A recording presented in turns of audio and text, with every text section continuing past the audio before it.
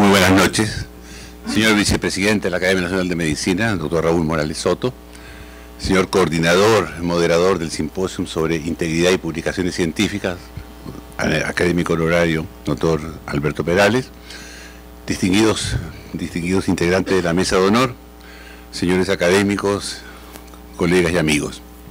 Para mí es un gran honor iniciar este simposio con un tema, justamente un tema de tipo filosófico, por así decirlo, cuál es el concepto de integridad, fundamentalmente relacionado, por supuesto, a las publicaciones científico-académicas. Intentaremos brevemente dar algunos aspectos, algunas ideas sobre este concepto tan importante hoy día y, como decía el doctor Perales, tan actual y tan valioso, tan trascendente. Esta es la agenda muy breve. En primer lugar, hablar de integridad, su concepto y sus proyecciones, las proyecciones del concepto de integridad en general, y luego su aplicación a la actividad científico-académica que nos ocupa esta noche. Según la Real Academia Española de la Lengua, en su última edición, el término integridad tiene dos grandes acepciones. El primero, integridad significa el que no carece de ninguna de sus partes, al cual no le falta ninguna parte, o sea, todas sus partes están integradas y todas sus partes forman parte, valga la redundancia, de esta totalidad, de este todo. Pero, en segundo lugar, integridad significa también persona recta, proba e intachable. O sea, la segunda acepción es justamente el concepto de integridad aplicado al ser humano como persona. Y esto, vamos a ver, está un concepto y el otro, una definición y el otro están íntimamente relacionados. En el concepto de integridad, entonces, todas las partes, entre comillas, todas las porciones están integradas. En este caso, están integradas en la persona. La persona integra entonces todos estos elementos particulares, todas estas partes, justamente para poder definir, o para poder definirse como tal, como una persona íntegra, de integridad propia. Su esencia como tal, por supuesto, su esencia como persona, su capacidad académica, lógicamente, su experiencia profesional y también su formación ética.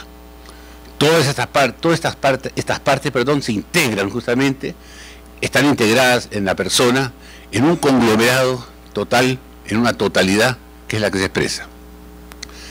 Esa complementación entonces de partes, entre comillas, funciona como un todo y se expresa como una totalidad integrada. Por eso se llama integridad. Y aquí quisiera discutir un poco el sentido de la profesionalidad, del ser profesional. Esa palabra profesional, muy parecida a la palabra profesor, viene de profesare en latín. Este profesar significa que el ser humano, en este caso la persona, expresa todo lo que es en aquello que realiza, o sea, en su profesión. Y evidentemente al expresar todo lo que es en su profesión, expresa la totalidad de su ser, la totalidad de lo que es, sin ninguna excepción. Todas las partes están entonces profesando y por eso es un profesional. Y evidentemente entonces la consecuencia ineluctable es que el profesional, entonces la persona del profesional y el profesional como persona, están entonces están expresando lo que son en forma íntegra, en forma total, sin faltar nada. Esto significa que no solamente se expresa como persona, sino que se expresa también como profesional, como ético, como académico, como científico y como todo lo que es. Muy diferente es el concepto de técnico. Todos sabemos que la palabra técnica o tecne en griego es un concepto aristotélico, es una palabra aristotélica, significa arte, el arte de hacer cosas, el arte de llevar a cabo cosas, elementos que evidentemente son valiosos. Pero el técnico no necesariamente profesa. El técnico hace cosas periféricas, pero no necesariamente es un profesional. No necesariamente profesa todo lo que es, o todo lo que es como tal, en aquello que realiza. Un técnico puede ser un extraordinario técnico, un extraordinario hacedor de cosas, un extraordinario artista, pero no es necesariamente un profesional. Y evidentemente cuando uno cae en la tecnicidad pura, se desprofesionaliza. O sea, termina siendo menos profesional. Que eso fue lo que originó la bioética en el fondo. La medicina se había excesivamente tecnificado y desgraciadamente se había en gran parte desprofesionalizado. Esa consecuencia ineluctable entonces de ser profesor o profesional o profesar, indudablemente integra o tiene que ver con todas las partes integradas de la persona y de su personalidad y su expresión como tal. Esa armonía entonces integrada, fíjense que en todas partes aparece la palabra integra, integridad integra, esa armonía integrada se manifiesta en la calidad de la persona. Esa calidad de la persona como persona recta, como decíamos al comienzo, persona proba y persona intachable, como bien lo decía la Real Academia Española de la Lengua. En ese sentido, pensamiento y acción coinciden así totalmente. Lógicamente están absolutamente integrados, pensamiento y acción, y aquí tenemos el gran ejemplo de Sócrates, que todos conocemos, que es, digamos, el paradigma, justamente, del ser profesional y del ser integrado, en el famoso diálogo platónico del Fedón, que todos conocemos también, donde se relata por qué Sócrates no quiso huir cuando estuvo condenado a muerte y prefirió, de alguna manera, afrontar una condena injusta. Su pensamiento y su acción estaban totalmente integrados, y al estar totalmente integrados podemos decir que Sócrates es el paradigma de la integridad a nivel, digamos, histórico y a lo largo de los siglos. Entonces tenemos una ecuación, una doble ecuación.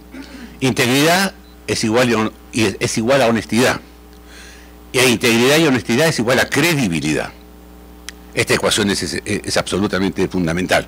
Integridad, honestidad y credibilidad. Como el sujeto es íntegro, en la integridad, el sujeto es digno de respeto. Es sujeto de respeto. No olvidemos que la palabra respeto viene del latín ars respicere, que significa admirar o venerar. O sea, admiramos ese sujeto, admiramos esa persona, porque es digna de respeto, porque es digna, porque es íntegra, porque tiene integridad. Y es una garantía, lógicamente, de la calidad, tanto personal como profesional. El ser de la persona, entonces, el ser personal, el ser de ser persona, disculpen ustedes esta repetición, se integra al ser de ser profesional, se integra al ser profesional. Ambos están integrados, y de tal manera podemos hablar que este sujeto está plenamente integrado, y por eso es digno de credibilidad y es digno de respeto, porque es un ser humano honesto.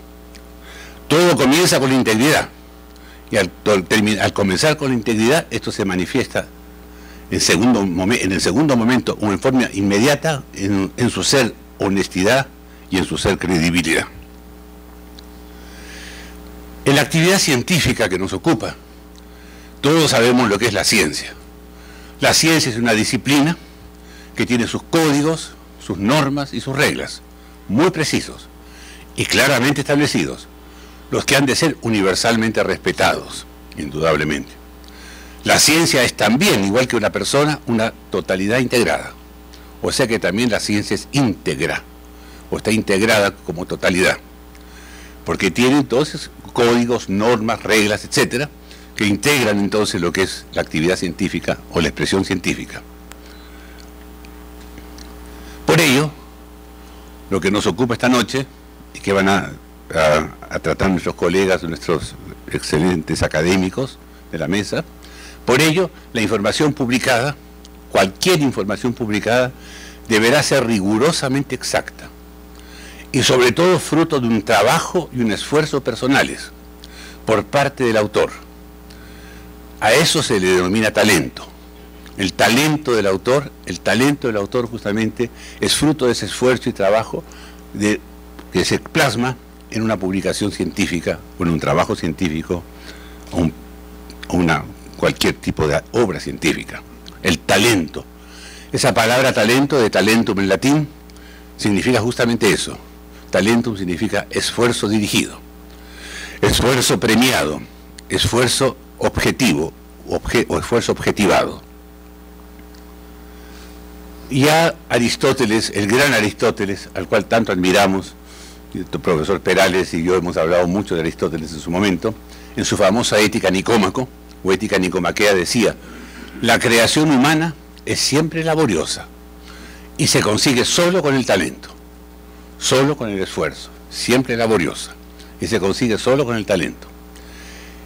Por eso que el autor, el verdadero autor, deja su impronta en la obra, deja su huella en la obra, y es ese el sentido, el verdadero sentido, el real sentido de la creación intelectual, de la verdadera creación intelectual: dejar huella, dejar impronta, lo que el filósofo alemán Heidegger llamaba la Sorge, que es la huella que se deja para siempre, y que ya lo había establecido Heráclito en el siglo VI a.C., hace mucho tiempo ya. La obra entonces revela el talento de su autor. Todo plagio, o sea, todo secuestro, porque el plagio es un secuestro, plagium en latín significa plagere en latín significa secuestrar. Todo plagio o secuestro representa una sustracción o un empobrecimiento del propio talento individual, o sea, del propio plagiario, del propio talento individual. Vale decir, un real empobrecimiento de la capacidad y de la calidad del presunto o pseudo autor. Pierde entonces fuerza, pierde talento, se empobrece como ser humano y por supuesto también como profesional.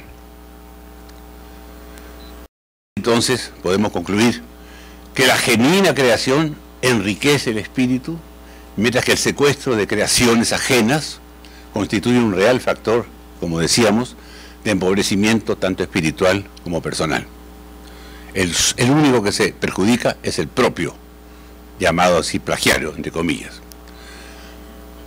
Así entonces, la integridad, así entendida, así comprendida, así concebida, es absolutamente necesaria para el progreso del ser humano, para el progreso de la humanidad, para el progreso de lo que somos, para nuestro crecimiento como humanidad, como seres humanos y por supuesto como personas.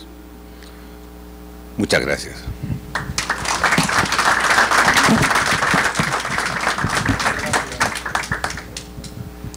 Muchas gracias, académico Patrick Wagner.